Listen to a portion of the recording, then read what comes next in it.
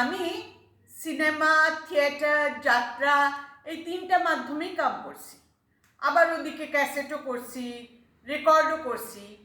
Cassette আর রেকর্ডের ঝামেলাটা হইল যদি তো চেহারা দেখন যায় না, তখন কণ্ঠস্বরের মধ্যে দিয়া অভিনয় দক্ষতা প্রকাশ করতে লাগে। যেমন আমি যদি রাজার চরিত্রে অভিনয় করি, তাহলে রাজার সেই গাম্ভীর্যটা গলার মধ্যে আনতে লাগবো।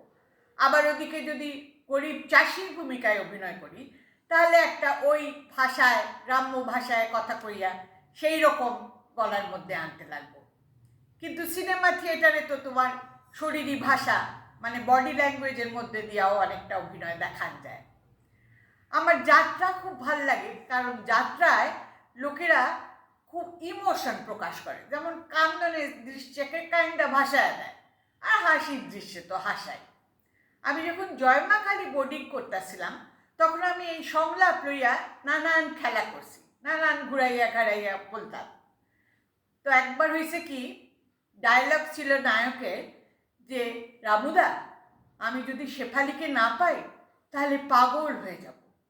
তখন রামুদা কইতাছে, পাগল হবি কি রে, মন্ত্রীরা মন্ত্রিত্ব গেলে পাগল হইতাছে না।